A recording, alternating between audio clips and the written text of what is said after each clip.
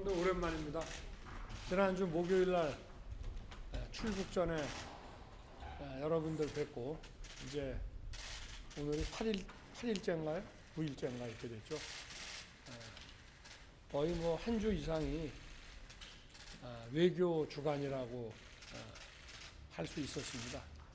우리 국민 여러분께서 성원해 주신 덕분에 이런 연속되는 중요한 이런 외교 행사를 무난하게 진행할 수 있었습니다.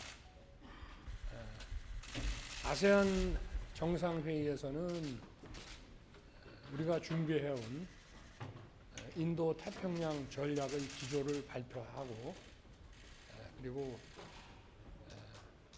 한국과 아세안의 연대 구상, 그 인도 태평양 전략을 아세안 10개국에게 맞춤형으로 다시 정리한 그 연대 구상을 발표를 했습니다. 그리고 여러분 다 아시다시피 한미일 정상회담이 있었고, 한미일 정상회담은 북핵에 대한 그 안보뿐만이 아니라 경제 안보와 또 기후 보건과 같은 그런 글로벌 이슈에 대해서도 삼국이 함께 한다는 그런 선언이라고 보시면 되겠습니다. 그리고 시진핑 주석과의 회담도 제가 생각하기에는 무난하게 잘 진행이 됐다고 생각합니다. 앞으로 고위 당국자들이 자주 만나고 소통을 해서 상호 하여튼 여러 가지 경제와 안보 현안에 대해서 서로 오해가 없도록 잘 소통하고 협력을 증진하기로 이렇게 했고, 또 시 주석은 공직자뿐만이 아니라 민간 분야까지 민관으로 좀 자주 보는 게 좋겠다 이런 얘기가 있었고, 상호 저희 방송과 시 주석의 방한을 서로 초청을 했습니다.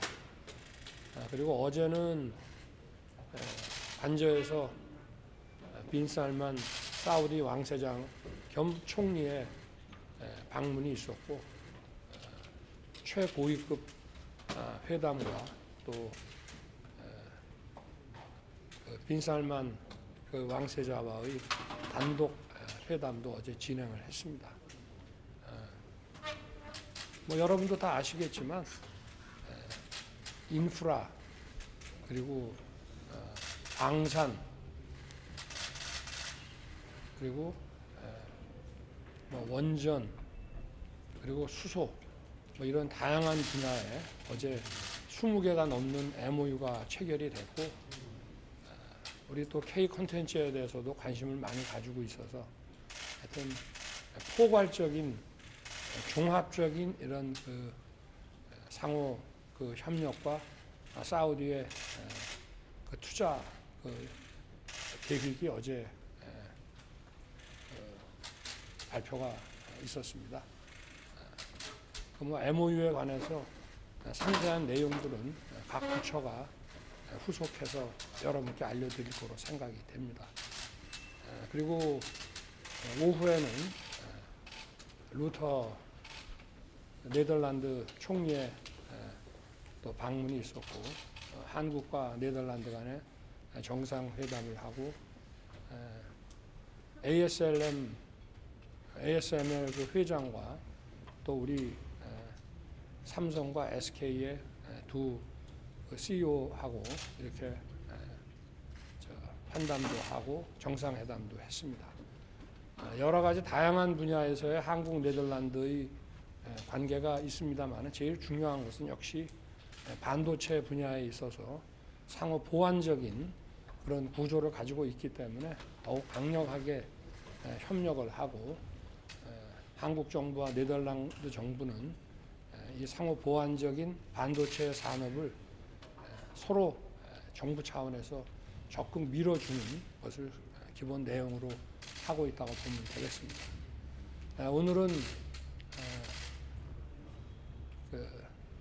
스페인 총리가 산체스 총리가 우리 용산 청사를 방문해서 정상회담을 갖게 되는데, 우리가 스페인과 수교한 이후에 G20 같은 다자회담을 제외하고는 스페인 총리가 한국에 방한해서 이렇게 양자 정상회담을 갖는 것은 최초의 일입니다. 그리고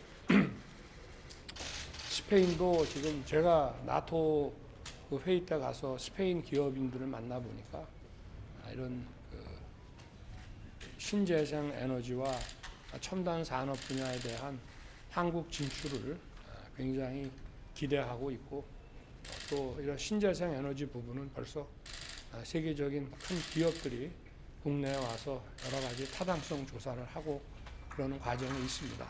그래서 스페인하고 우리 한국 정부가 이런 민간 주도의 이런 경제 협력을 적극 지원해 줘야 하기 때문에 오늘 그 스페인과의 정상회담도 경제적으로 큰 의미가 있지 않나 이렇게 생각합니다. 좀 일주일 여정이 길어가지고 좀 제 발언이 좀 길었는데 뭐 질문 있으시면 한두 개 받겠습니다. 어제 관저수첩으로 회담하셨는데요. 앞으로도 좀 외빈 접대할 때 관저수첩을 이용할 건지, 그리고 김살만 왕세자하고 단독 환담 했잖아요. 거치에서 또 어떤 말씀 나왔는지 소개해 주세요. 상대국 정상과 단독 한담한 얘기를 공개하기는 좀 그렇습니다. 그리고 이 용산 청사와 관저 두 군데를 놓고 양쪽에 협의가 있어서 막 그 협의에 따른 것이고, 관저가 저게 이제 지은 지가 54년이 됐습니다. 그래서 좀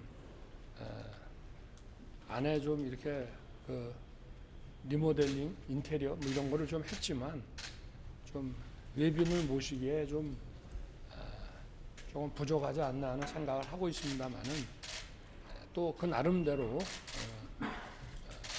국가의 정상의 이런 개인적인 공간을 보여주는 것이 또 별도의 또 의미가 있기 때문에, 그래서 어제 굉장히 기분 좋은 분위기에서 이루어졌고, 또 뭐 다음에 이런 정상회담을 또 관저에서 할지는 저는 또 그 상대 측하고 협의를 해봐야 될 것 같습니다.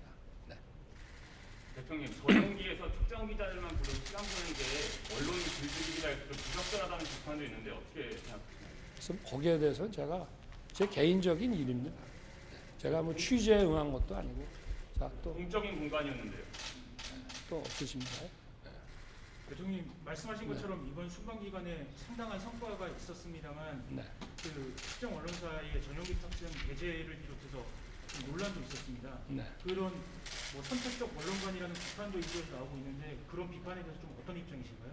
자유롭게 비판하시기를 저는 바라고요. 저는 언론의 또는 국민들의 비판을 늘 다 받고 또 마음이 열려 있습니다. 다만 MBC MBC에 대한 그 전용기 탑승 배제는 우리 국가 안보의 핵심 축인 이 동맹 관계를 사실과 다른 그런 가짜 뉴스로 이간질하려고 아주 악의적인 그런 행태를 보였기 때문에 대통령의 그 헌법 수호 그 책임의 일환으로서 그런 부득이한 조치였다고 저는 생각을 하고, 언론도 입법, 사법, 행정과 함께 민주주의를 떠받치는 4개의 기둥입니다. 예를 들어서 사법부가 사실과 다른 그런 그 증거를 조작하고 해서 만약에 어떤 판결을 했다고 할 때 국민 여러분들께서 사법부는 독립기관이니까 거기에 대해서 문제 삼으면 안 된다고 하실 건 아니지 않습니까?